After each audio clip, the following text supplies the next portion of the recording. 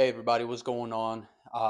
Quick update on the flip right here. Kind of want to give you guys a little rundown of what we have going on right now. So today, all day yesterday, they've been working on the bathroom, which is right on that side of the studs. This area here is going to be the kitchen area slash living room, dining room area. Nowadays, it's all kind of mixed in together. So essentially, we're creating an open space right here. Kitchen as it used to be, there used to be a wall right here, up until here where I'm standing. The wall came out up to here, so you had the kitchen in here, but everything was kind of its own little room, right? I mean, this house was built in the 60s and it's been original ever since. So now what we're doing is we took down this entire wall here, as you can see. We opened up the kitchen. We have to replace the drywall on this side, but what we're gonna end up doing here is we're gonna have our kitchen cabinets come from here, from this side of the kitchen, all the way around in an L shape along this wall here, and we are putting an island right where I'm standing right here. So here we're gonna have a kitchen island, and what this is gonna do is it's gonna open up um, the entire house. As soon as you walk in, either through the front door or through the side door, which is here right in front of me, and the front door is right to my right. Um, Whichever door you walk in through, it's going to be open concept. So we're like I said, we're going to have an island right here. We're going to have beautiful cabinets going on along from this wall up until this wall in front of me that you guys can't see right now. But we're hoping to give this house a modern, open concept. I personally am so it's common nowadays that the updated layouts, if you will, of properties involves all open concept and whatnot. Personally, I began to started leaning towards actually getting that retro feel from back in the day, where you had your kitchen in one area, where you had your living room in another area, so everything is kind of separated. But the market right now, what the market is asking of us is, everybody likes the open concept and whatnot, so that's exactly what we're going with. So in the kitchen, it's pretty simple. Like I said, we're gonna have an island right over here, kitchen along this wall. We're gonna make this entire room open concept, and let me show you guys what else we're working on right now. Alrighty, so now the bathrooms, right? This was very awkward. This opening that you see, guys, here. Okay, so my camera right now is sitting. If I walk here, this is the master bathroom, right?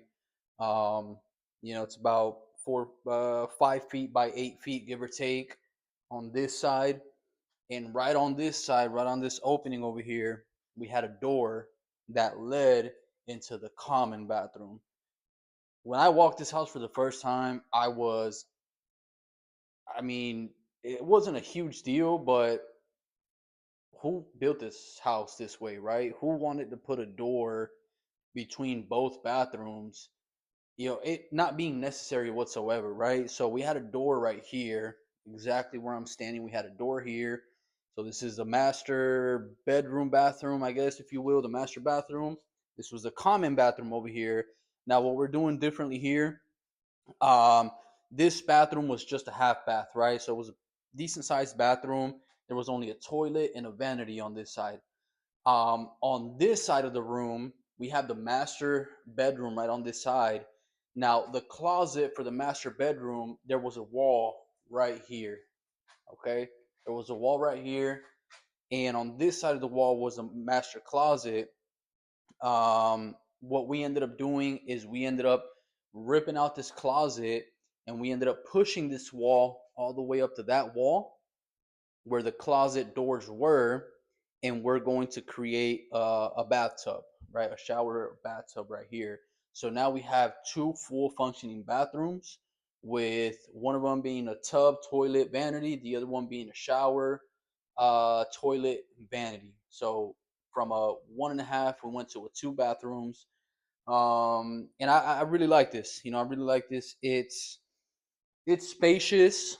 Again, keep in mind, guys, this house was built in the 60s. and we're not doing a whole big transformation on the layout. I learned on my last flip that that can get costly, and if you don't have your measurements, because one thing is having a vision for things, right? Another thing is when you actually put that vision um, in physical form, and you actually frame these additional bedrooms and bathrooms. The sizes aren't what you would expect them. So, for example, on our last flip, we turned that property from a 2 bedroom 1 bath to a 3 bedroom 2 bath, right? So we added a whole extra bathroom and a whole extra bedroom. What happened, right? What did that do to us? Obviously, it added value to the property because it went from a 2-1 to a 3-2. However, we did not anticipate, after framing everything and kind of choosing the only layout that made sense, because we spent about a week breaking our heads figuring out exactly how we were going to have this layout go. We ended up choosing a layout that we thought was the best option, and I think it was the best option. The downside to it was that the bedrooms were really small, right? So we were on the market on that property for about 3 months, and we had multiple showings, right? We had no offers up until about a month ago. So we were sitting on the market for about 2.5 months without any offers. We had over 12 showings. And in this market, 12 showings is a pretty decent number. And all the feedback that we got was the bedrooms are too small, right? Now, the master bedroom wasn't small, it wasn't big, it was a normal master bedroom. I don't think anybody gave us pushback on that.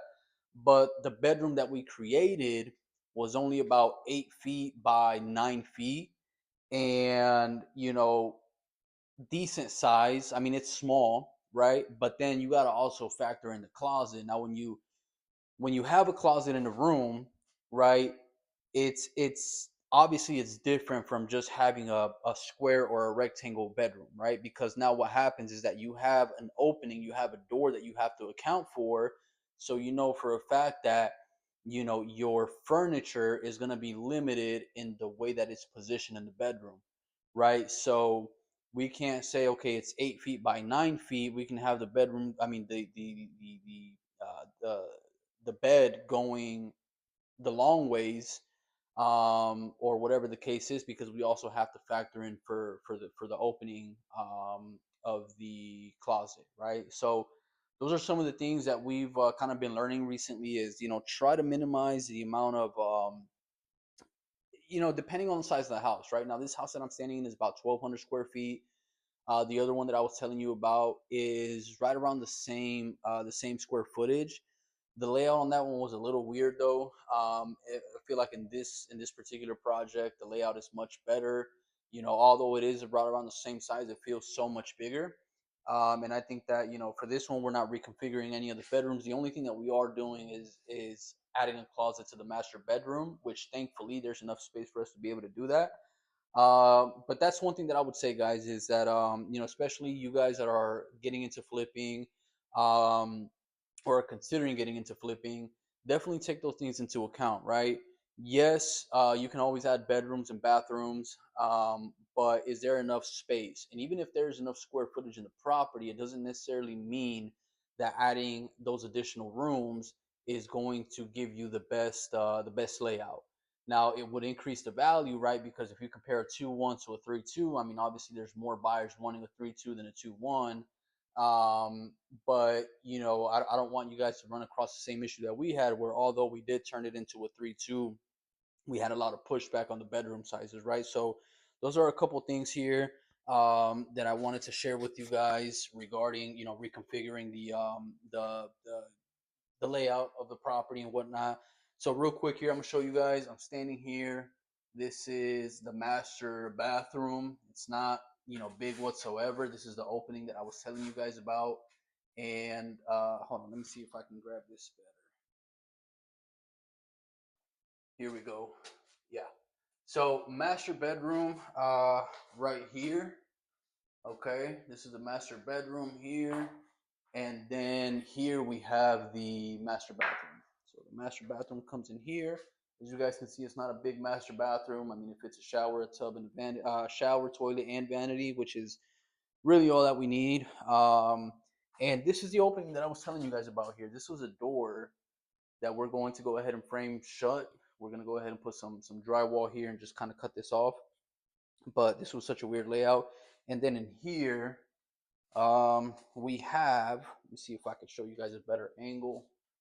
Where is this angle?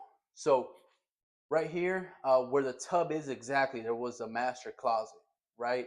So we ended up taking the wall from this white stud right here, from this white stud, pushing it back to where you see those studs there, created a bathtub, and now we have enough space for the vanity here and the toilet there, right?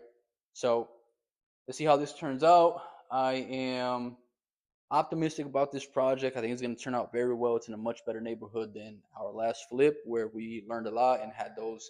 So here's the thing too, right? Is that you can, sometimes, I was talking about being careful with your configuration and your layouts if you're going to create extra bedrooms or bathrooms and whatever the case is. Here's the thing, right? There's certain areas where you can probably get away with, for example, what happened to us, right? Is that all the rooms turned out to be small, per the interested buyers, feedback. Now, we may have been able to have been under contract on that property much sooner and gotten offers more than what we did if the property was in a better location, right? What didn't help this property is that it wasn't, the pocket that it was in wasn't the best. And then in addition to that, you take into account the bedroom sizes. People were just like, I'm not willing to compromise, right? But I'm going to give you guys this property as an example, right?